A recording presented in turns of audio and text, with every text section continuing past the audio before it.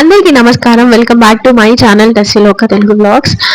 ఇవాల్టి వీడియోలో Sunday vlog ఇది. అయితే ఇక్కడ నేను కనిపిస్తుంది కదా, దొన్నె బిర్యానీ చేశాను అన్నమాట, కర్ణాటక స్టైల్.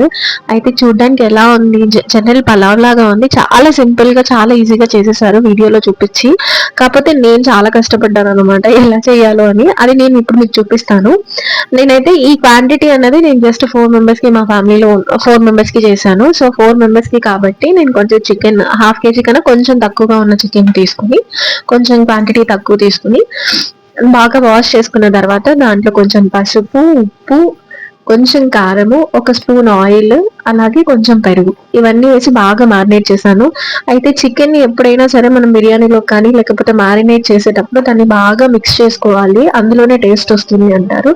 సో నేను కూడా కొంచెం చేయి నొప్పించిన ఒక 15 మినిట్స్ వరకు దాన్ని బాగా మ్యారినేట్ చేసుకున్నాను. అలా మ్యారినేట్ చేసుకొని పక్కన పెట్టేసుకోవాలి. టేస్ట్ అంతా అప్పుడే ఆ పీసెస్ కి బాగా ఈ స్పైసెస్ అనేవి పడతాయి అని అంటారు. సో అలా పెట్టేసుకున్న తర్వాత ఇందులో కొంచెం మసాలా ప్రిపేర్ చేసుకోవాలి.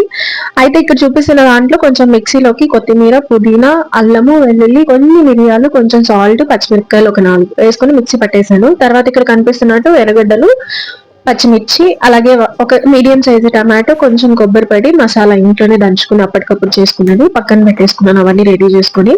సో ఇక్కడ ఒక బౌల్ ని తీసుకుని అన్నం చేయడానికి కొంచెం ఆయిల్ వేస్తున్నాను. సో ఆయిల్ అనేది ఒక 2 to 3 స్పూన్స్ ఉంటుంది అంతే. ఆయిల్ వేసుకుని బాగా ఆయిల్ కొంచెం వేడయ్యాక నేను కొన్ని ఒక 2 లేదా 3 లవంగాలు తీసుకున్నాను, కొంచెం దాల్చిన చెక్క, అనాస పువ్వు, 5 to 6 మిరియాలు ఉంటాయి, కొంచెం ఘాటుగానే చేసుకున్నాను. సో మిరియాలు వేసుకుని వాటిని బాగా ఫ్రై చేసుకున్న తర్వాత ఆనియన్స్, పచ్చిమిర్చి కట్ చేసుకున్నవి వేసేసుకున్నాను. సో ఆనియన్ కూడా నేను ఎక్కువ ఏం వేసుకోలేదు, చాలా తక్కువ వేసుకున్నాను. అంటే మీడియం సైజ్ లో ఒక హాఫ్ ఆనియన్ ని మాత్రమే కట్ చేసుకొని తీసుకున్నాను. సో వాటిని బాగా కలుపుకొని బ్రౌన్ కలర్ వచ్చేంత వరకు వాటిని బాగా ఫ్రై చేసుకున్నాను. అల్లం వెల్లుల్లి పేస్ట్ ఆల్రెడీ నేను గ్రీన్ పేస్ట్ లో వేసాను కాబట్టి ఇక్కడ వేయట్లేదు. అలాగే ఇప్పుడు ఒక మీడియం సైజు టమాటో తీసుకుని దాన్ని బాగా సన్నగా స్లైసెస్ గా కట్ చేసుకొని ఇందులో యాడ్ చేసుకుని బాగా సార్ చేసుకుంటున్నా, మెత్తగా అయిపోవాలి అప్పటి వరకు కుక్ చేసుకున్నాను. సో ఇలా కుక్ చేసుకున్న తర్వాత మెయిన్ ఇంగ్రీడియంట్ దొన్నె బిర్యానీ అని అంటే ఇది పేస్ట్, గ్రీన్ పేస్టే కదా. సో ఆ గ్రీన్ పేస్ట్ ని తీసుకుని ఇందులో వేసేసాను అన్నమాట. ఇది వేసి బాగా ఉడికించాను, అంటే పచ్చివాసన పోయి ఆయిల్ అంతా బయటకు వచ్చేంత వరకు మీడియం ఫ్లేమ్ లోనే బాగా కుక్ చేశాను. తర్వాత మ్యారినేట్ చేసుకున్న చికెన్ ని తీసుకుని ఇందులో వేసుకుని ఆ చికెన్ ని బాగా కుక్ చేశాను. అంటే ఎలా ఒక 15 మినిట్స్ వరకు మీడియం దాంట్లోనే పెట్టి బాగా సార్ట్ చేసుకున్నాను అన్నమాట, బాగా కలిపేసుకున్నాను. సో ఇలా కలుపుకొని దాన్ని కొంచెం పక్కన అంటే ఒక మూత పెట్టేసి ఒక 5 మినిట్స్ వదిలేసాను మీడియం ఫ్లేమ్ లోని. తర్వాత నీరంతా ఇదైపోయి మంచిగా ముక్క కొంచెం పట్టింది అన్నప్పుడు, ఆ పేస్ట్ అంతా ఆ చికెన్ కి బాగా పట్టింది అన్నప్పుడు కొంచెం ఉప్పు, పసుపు, కారం ఆల్రెడీ పేస్ట్ లో వేసాను. ఇక్కడ కూడా కొంచెం చూసుకొని అందులో దానికి తగ్గట్టుగా వేసుకుని కొంచెం కొబ్బరి పొడి, అలాగే అప్పటికప్పుడు దంచి ప్రిపేర్ చేసుకున్న మసాలా. ఈ మసాలా అంటే ఏం లేదు, చాలా సింపుల్ గా ధనియాలు, కొన్ని లవంగా, చెక్క, వెల్లుల్లి, కొబ్బరి ఇవన్నీ బాగా ఫ్రై చేసుకుని దంచేసుకున్నాము. సో దంచుకుని వేసుకున్నవే చాలా ఫ్రెష్ గా ప్రిపేర్ చేసి వేసుకున్నాను.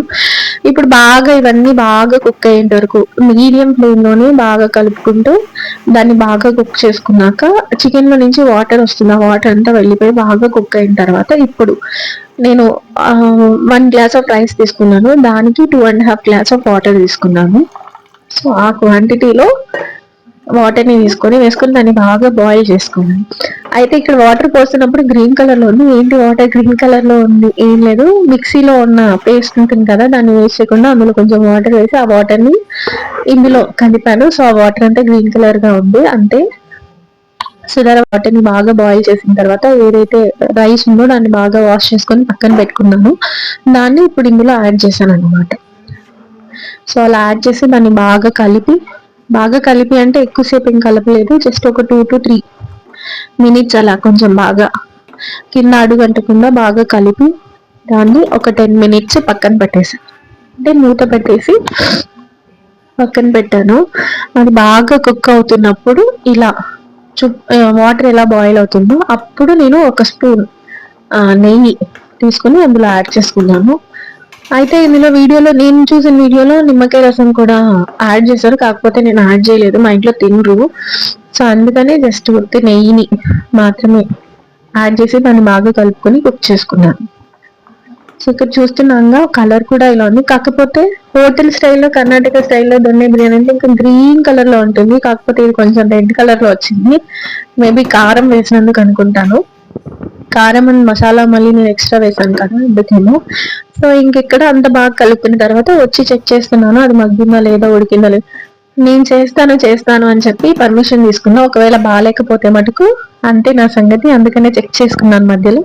ఇంకా లాస్ట్ కి ఫైనల్ గా డిష్ అయిపోయింది, దాన్ని ఇలా ప్రజెంట్ చేశాను అన్నమాట. సో దీంతో పాటు కొంచెం చికెన్ ని తీసుకొని కబాబ్ లాగా చేసుకున్నాను, ఆ కబాబ్ పీసెస్ ని కూడా ఇక్కడ పెట్టేశాను. So this is my recipe for today's Sunday vlog అన్నమాట. ఇది చేసాము. సో హోప్ ఈ వీడియో నచ్చింది అని అనుకుంటున్నాను. నేను ఇలా చేయాలి అని నేను చెప్పలేదు ఈ వీడియో తీయడానికి మెయిన్ రీజన్ ఇలా చేసుకోవాలి అని చూపించడానికి కాదు, నేను ఇలా చేశాను అని చూపించడానికి.